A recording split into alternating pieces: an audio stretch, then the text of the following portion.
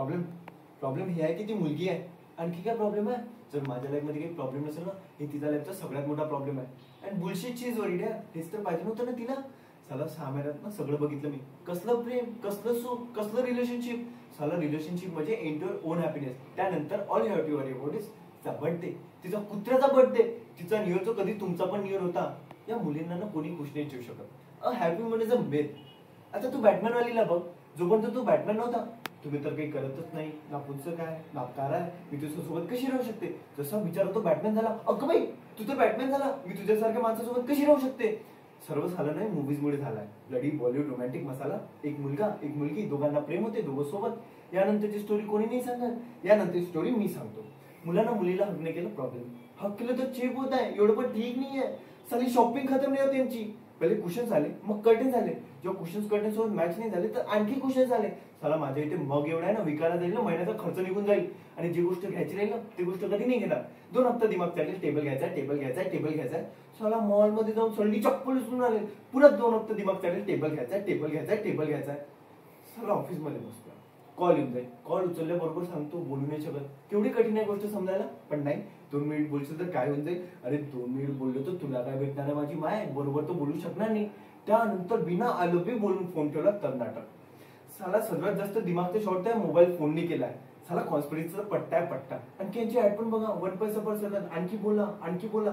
अरे यांना कोणी सांगा कॉल रेट स्वस्त झाल्याने गोष्टी नाही वाढत करायला. आता याचं उत्तर त्यांना पण द्या. अच्छा तुला बोलायला माझ्याजवळ काहीच नाही आहे, तुला होमवर्क करायचं होतं, तू मला फोन का केला. मला का माहित तू मला फोन का केला. जाऊन भारती मित्राला विचार ना.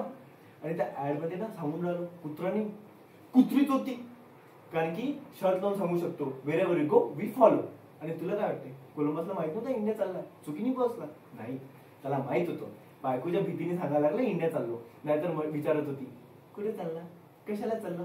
अच्छा तुला माहित नाही कुठे चालला. सरळ सरळ हे का नाही माहित, माझ्यापासून दूर चाललाय. चला आत्ते लोक मजा घेतात त्याची. चला ऑफिस मध्ये आहे, SMS येऊन जाईल आय लव्ह यू. तर मी पण SMS करून देतो आय लव्ह यू टू. मग SMS वर SMS सुरू. साली काम काय करते ऑफिस मध्ये ती. चला 2 SMS चा मेसेज नको करू, कॉल येऊन जाईल. कॉल नको उचलू, मेसेज येऊन जाईल. I don't think is working anymore. 10 मिनिटात बाबू I love you. I don't think is working anymore. And this is not when they are down. आता माहित झालं साला आपल्या मर्द लोकांनाच हार्ट अटॅक काय येतात. आणि हे साले गे लोक का खुश राहतात, because they don't have a woman to spread their happiness ना. आणि लोक म्हणतात ना, behind every successful man there is a woman. True, पण behind every unsuccessful man there is also a woman. आणि हे तर कोणी पण सांगू शकते ना की अनसक्सेसफुल लोक सक्सेसफुल लोकांपेक्षा जास्त आहे या जगात. चला पण या मुलींना कधी सुधरू नाही शकणार. चला ऑफिस मध्ये काम करून राहिलो, सांगून राहिलो लेट होऊन जाईल तर नाही. मी म्हणून राहिलो जेवण करून घे, तर जेवण नाही करणार, अशीच झोपून जाणार. त्याला काय आता जॉब सोडून देऊ, त्यानंतर घरी जा, पहिले यांना पटवा, यांना खाऊ घाला. तोपर्यंत तुमची भूक तशीच मरून जाणार. तर जाऊन कोणत्या चुपचाप बसलाय ना तर 10 वेळा काय विचार करताय, काय विचार करताय, काय विचार करताय. काही नाही विचार करून आलो, हे विचार करून आलो, तुझं तोंड कसं फोडू. चला काय विचार करताय, कॅमेरा लावून देऊ दिमागात. आणि त्यानंतर we need to talk, we never talk, I don't think is working anymore. तुला सांगून आलो, you can not discuss anything with a woman, because any discussion with a woman is an argument.